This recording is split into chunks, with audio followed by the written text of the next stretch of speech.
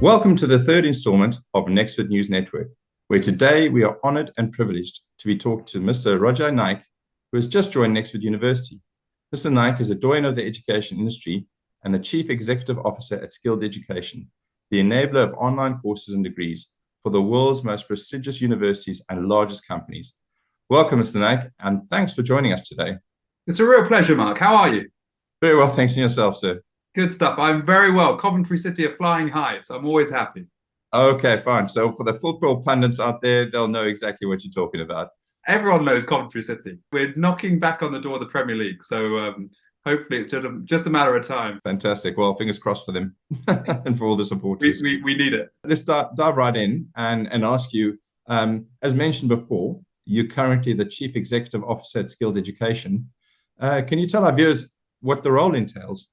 Very happy to. Yeah. So Skilled is essentially a catalyst for online education. So we work with leading universities like the University of Cambridge, the LSE, UE Bristol, the University of Hertfordshire, a whole host of others to help them to design, to market, to deliver online degrees, micro-credentials, other programs, but also work with the likes of the British government, the National Health Service, and others to really design their upskilling and reskilling initiatives over the coming years as well. And it's a true joy. And I've been able to spend coming up to 2 decades now, bizarrely, in this part of the world, in this sector. And, you know, something I say to everyone, in fact, I was saying it to some colleagues this morning, is aren't we just so lucky to be right at the cutting edge of the technology revolution, the digital revolution, you know, the way that we're leveraging new technologies to have a massive impact on our world. You know, AI is obviously a huge part of that now, and is only going to extend its impact on all of our lives and all of our work, but be able to do so in a way that really shakes up education,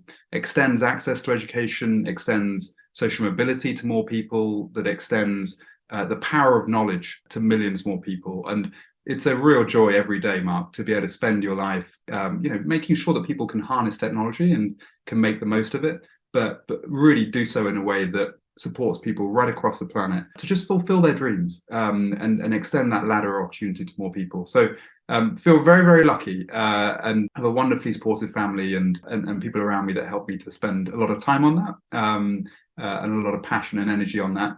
And then that leaves a bit of time at the weekends for the mighty Coventry City. So just in terms of your education, so you were educated at Oxford University and the Warwick University.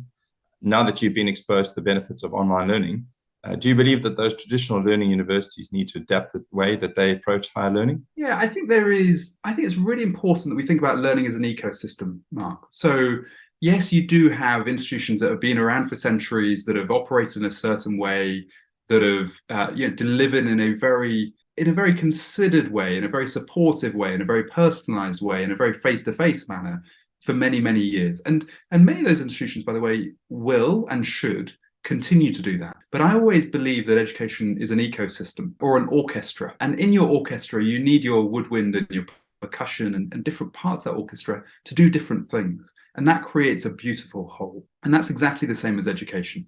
You might have some very research-intensive universities that continue to do much of what they've done for the last several centuries. You might have other, particularly new providers who might do things in very disruptive ways, in very new, modern, tech-driven ways. You might have others that provide boot camps and micro-credentials and certificates and diplomas in really agile ways, really driving future skills and lifelong learning and some of those kind of bite-sized learning opportunities that are required. You might have others that really want to focus on a certain geographic context or a really specific sector vertical that they really want to focus on engineering or mathematics or design or areas like that. But I think it requires all of us to be very clear about what it is that we do. Now, where you're absolutely right, Mark, is that there's no doubt that every single part of that orchestra, every part of that ecosystem is going to be disrupted and has already been disrupted by technology.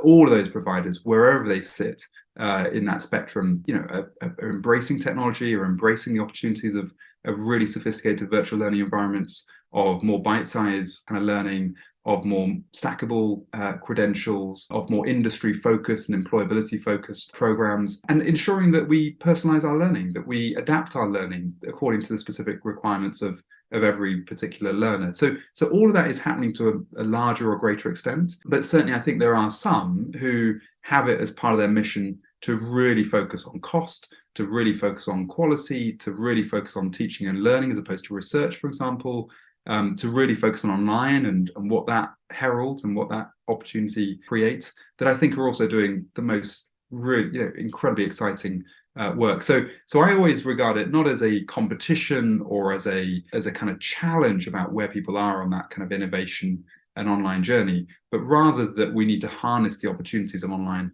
to support every type of education. And our goal should just be great teaching and learning, really outstanding student outcomes, however that's achieved. And, we've all seen it, but, there can be really great teaching on campus and there can be pretty lousy teaching on campus.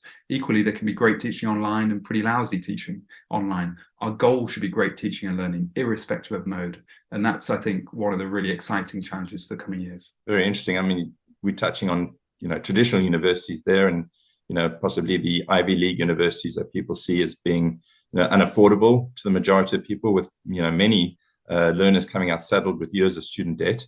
So what do you think is holding universities back from offering quality yet affordable education for all? There's a lot of things that you definitely see amongst traditional universities that can sometimes be challenging when it comes to driving innovation inside those organizations, right? And some of the big challenges that many vice chancellors, many kind of university leaders face are some quite traditional methods and ways that have kind of built up over many decades, and so there's a kind of tradition there, right? There's a practice, there's an orthodoxy that is in any organization, whatever sector, difficult to really kind of think about shifting. There is also a real I think focus on some of those areas perhaps that will begin to shift over the coming years. If you think about certainly the sector I know best, which is kind of UK universities, we've seen an incredible step change, I would suggest, in the last 10 years to recognise that students are looking for different provision, different sorts of programmes, different sorts of credit, different kind of employer engagement. And so when you look at, employer placements, when you look at industry engagement, when you look at micro-credentials, when you look at stackable programmes, when you look at online provision, when you think about part-time delivery and focus on more adult provision, there's some really good work going on. But this is where I think really exciting and quite distinctive role that Nexford plays, in parts of the world like Africa and Asia and elsewhere, where you can now really extend access in a fundamentally different way at an extraordinarily low price point with extraordinarily high teaching and learning outcomes. That is really exciting. There is a kind of evolution going on.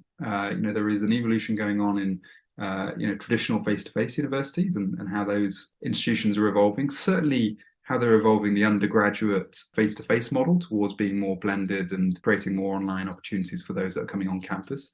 Absolutely for those in the postgraduate space who might want to study remotely, alongside their jobs, alongside their careers, alongside their families. And then there is this kind of really exciting kind of super low cost opportunity, which, is also, I think, really exciting. You also see innovation going on around employer sponsored programs and where industry is kind of co-credentialing, co-designing, co-delivering learning. And I think there's something really exciting that's beginning to happen there. A lot more to do there, but I think some really exciting innovation. You also now see universities that might kind of co-associate with large employers. I'm thinking about the example of Dyson and the University of Warwick, which is really exciting, kind of creating departments and universities in their own right. And then I think also the opportunity for students to have hybrid programs that kind of span different continents are really exciting as well. For those that might want to remain on campus and remain in a face-to-face institution, you're seeing more institutions allowing students to do part of their degree in another part of the world and then come perhaps to the US, UK, Australia,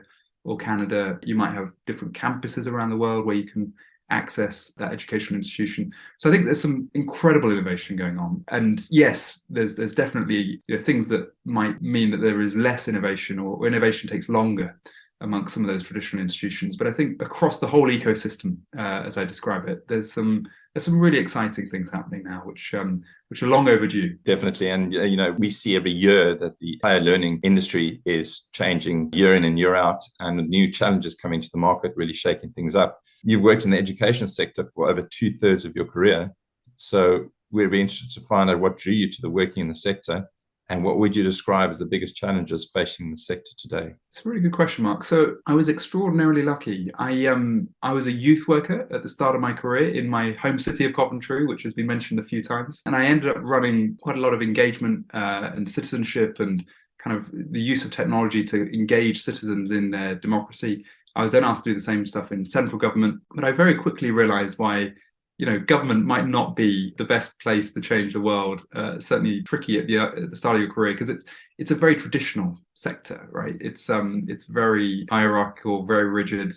Maybe a lack of innovation. Certainly when I was there, and so I'd already been involved in education at that point in my career. I was very lucky to have co-authored something called Learn a Voice back in 2006. Which looked how technology was going to shake up education. I was on the board of the Learning and Skills Council, which funded all post-16 education in the UK.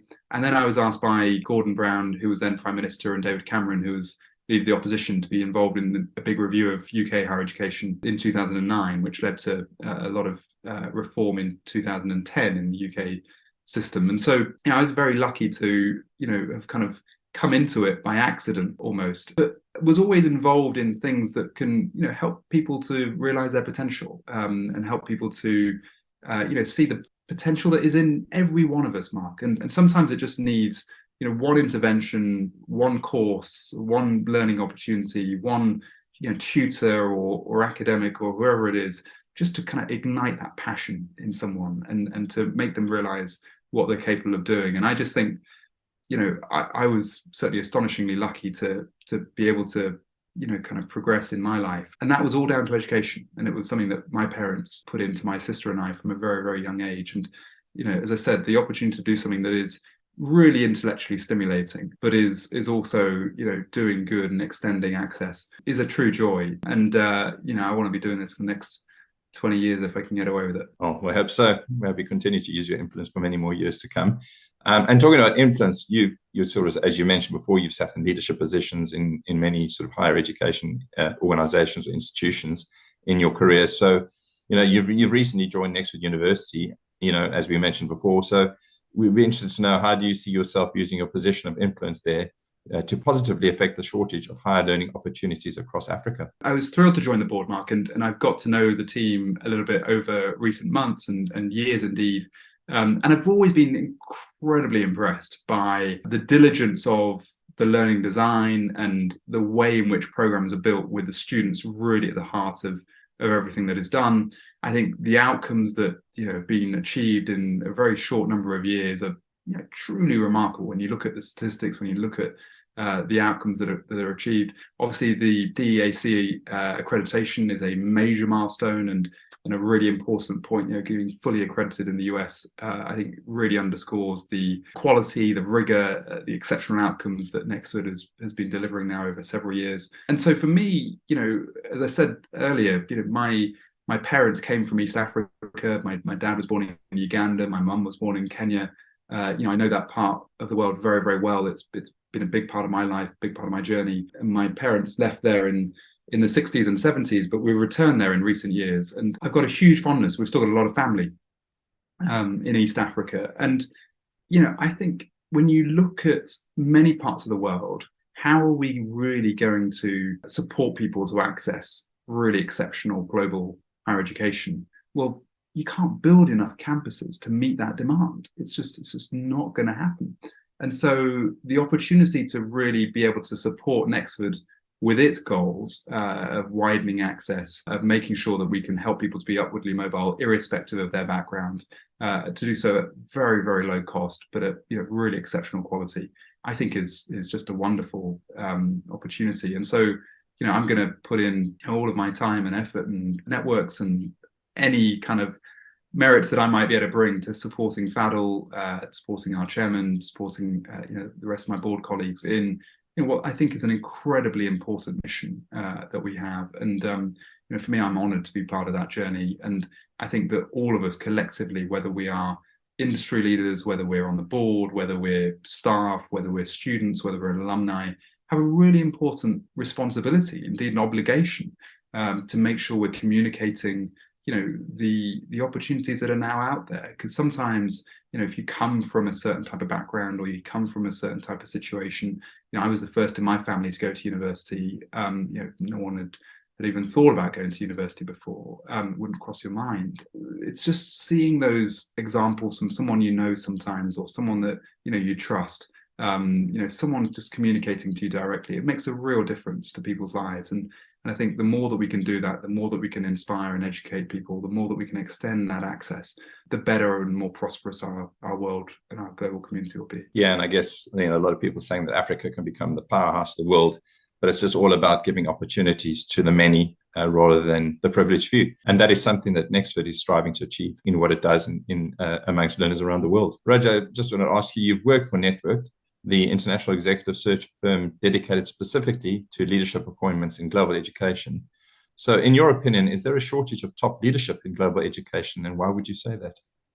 It's a really, really good question. So I wouldn't say it the way that you did just there, Mark. What I would say is something that I think Nexford has, and actually Networked has in common, and Skilled has in common actually, is a view that we need to really drive quality in leadership, in education, in outcomes, in what we do as educational institutions. I think there is exceptional quality out there, but we need to make sure that that is quality that's accessible to all, that we engage talent from different sectors in that journey as well, and that we really help people to go on that innovation journey in a really positive and determined way, but also to do so in a way that's very specific to an institution's strategy, an institution's aims, an institution's values, and those sorts of things. And that's why I'm also, you're absolutely right, thrilled to be involved in Network, which is really driving the kind of the C-suite, if you like, the appointment of vice chancellors, the appointment of chief CEOs in the education sector, because if we can get more exceptional talent to be leading our big education institutions, to be seeing the opportunities at those organizations, then we've got a better chance of making these organizations successful and therefore our students successful. Sometimes that's about getting people to move from different parts of the world to different parts of the world. Sometimes it's about making people, just nudging them or helping them to see the opportunity of leading a slightly different organization. Sometimes it's about bringing people in from other sectors who might be fantastic at leading educational institutions. And it's just wonderful, to kind of be involved in some of that in a small way. And the thing that I would really point to that maybe actually, again, span all of this is people. All of this comes down to human beings, to culture, to really just being able to see things at a very, very human level, whether that's an individual student's aspirations, whether that's the aspirations of a university or an organization to move online, whether that's the aspirations of an individual to make a difference to an organization. Yes, technology and innovation and all that kind of stuff is important, but ultimately everything comes down to people. Do you have a group of committed, dedicated, hardworking human beings that want to make the lives of other human beings better? And I think the opportunity to kind of do that, I think is one of the best things you could be doing on the planet right now. So yeah, I think leadership and governance and senior teams are hugely important in this space. Making sure we can accelerate and develop our talent to make sure that all people can access those really senior opportunities is really, really important. But all of that has to be focused on the end goal, and that's delivering great outcomes for our students. Fantastic. And we're seeing that the global job market is becoming more competitive, literally month by month rather than year by year. And gone are the days where people would get a skill and be in a job for life.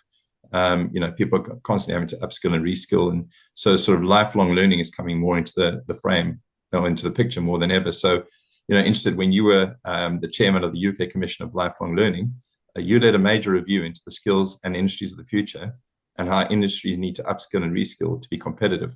So how do you believe that Nexford University is helping to address the skills shortage across all industries with its competency-based learning model? It's a great question, Mark. And just to deal with the first bit of that, I mean, I was really honoured to chair the commission. And one of the things that I learned through that process was that actually, when you think about the opportunities that are really out there, there's still kind of the opportunities for a very, very small group of people sometimes. We all talk about information, advice, and guidance being really, really important to help people into education and to help them to realize their potential. But actually, there's been a proliferation of information and advice over recent years, friends, family, the internet, all of these sources. But it's guidance that continues to be the really discriminating factor, right? If you've had prior experience of higher education in your family, your ability to make really well-informed decisions is far greater than someone that hasn't. And so we've got a real responsibility to make sure we can drive accessibility, awareness, guidance to more people around the world. In addition to that, something that our commission is trying to do is to try and devolve power and try and devolve budgets and decision-making around learning to the individual. And so in the UK, it's led to reforms around a lifelong learning entitlement, the LLE, which we really hope will enable more people beyond the age of 21 to get access to learning, to be able to access these accounts essentially that really drive a cultural change as well. Something I often cite is in the UK, we encourage people to save. We have these things called an ISA, that encourage people to kind of save a certain amount per year towards their future. And in the same way, we need to encourage people into lifelong learning, to recognize that education doesn't stop at the age of 21 or 25 or 30 or 50, but that this should be a lifelong endeavor. And frankly, even if it doesn't have immediate employability outcomes, immediate career outcomes, it's good for our mental health. It's good for our kind of social well-being. It's good for our relationships.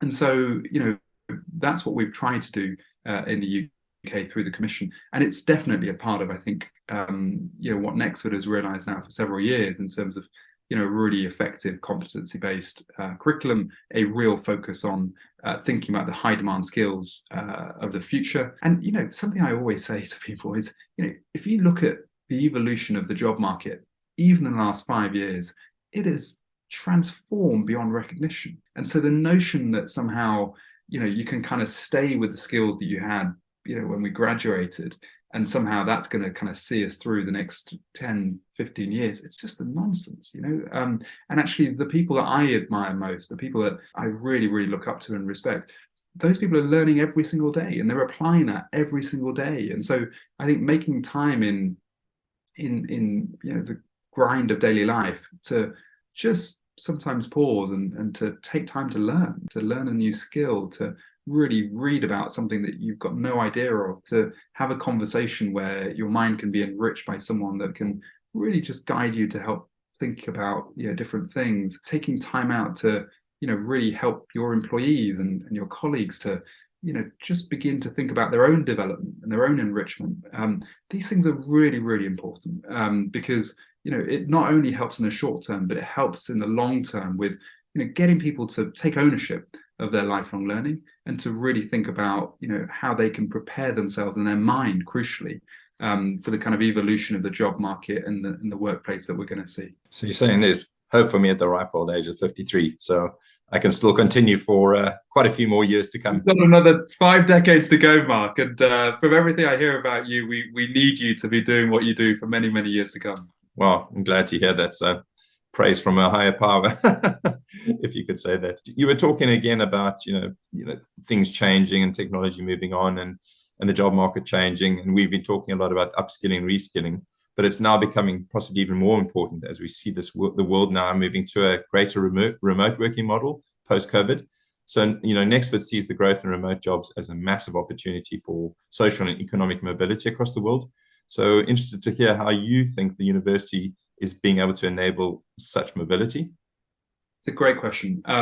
So just on the changes of the workplace in the pandemic, I mean, what we saw, and I think it was because of the intensity of COVID and then the length of COVID that it had such a big impact on our workplaces, by the way. I think if it was there for a couple of months or it only affected a couple of countries, you could have seen a much smaller impact of the pandemic. But actually, in reality, what we had was something that lasted for several years, which meant that all of us and all of our organizations were forced to do everything online, right? There wasn't any choice in kind of going about it half-heartedly or kind of just getting to the next stage or getting to the next quarter or whatever. Actually, everything just had to move online. And I think that the kind of scale of that, both in terms of duration and in terms of global impact was just enormous. So I think that's had a massive impact on the workplace.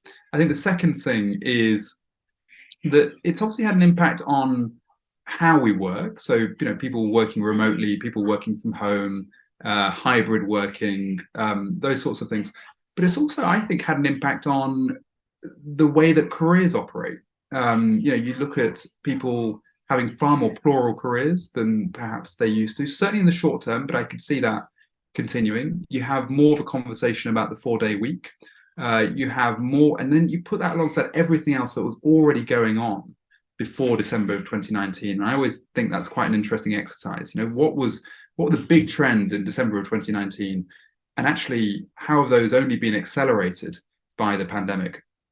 And, when you think about it in that context, AI, the need for more global mobility, the kind of technology revolution, globalization, all of these things, it's only been accelerated by COVID in some ways. And so I think what we've got to do is to prepare people for that. And that doesn't mean that you're going to prepare them by, kind of just getting them to read a textbook or getting them to be literate in one particular area. It's about a mindset.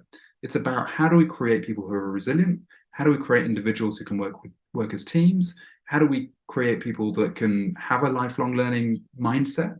And crucially, that can be prepared for the change that we can't see yet. Because that's the only way you can be, because half of this stuff we don't know what's going to come. And so I think that's a big part of what all of us, all education institutions have got to kind of focus on. And I think that's exciting. I think you've got to try and be glass half full about all of this stuff. There are some massive risks. There are some big things we need to mitigate against, but the opportunity to extend access, the opportunity to encourage more people into higher level skills and higher level education, the opportunity to really enable people to really meet the opportunities out there and to really make the greatest success of themselves is massive. And as I said to you earlier, Mark, that's not only good for those individuals, that's good for their countries, and it's good for the global economy as a whole. We could talk to you for hours and listen to all your, what you have to say about the education industry and all your experience, which has been fantastic. But I guess that's all that's left to say is thanks for joining us today. And we look forward to seeing how you use your influence and experience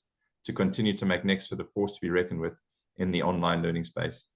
It's been a real pleasure, Mark. I've enjoyed the conversation. I felt like I've been in Paris with you, with your beautiful canvas behind you. So I'll see you at a Coventry City match very soon. Wouldn't that just be lovely? Thank you very much once again for joining us, and a pleasant day ahead. A real pleasure, Mark. Take care.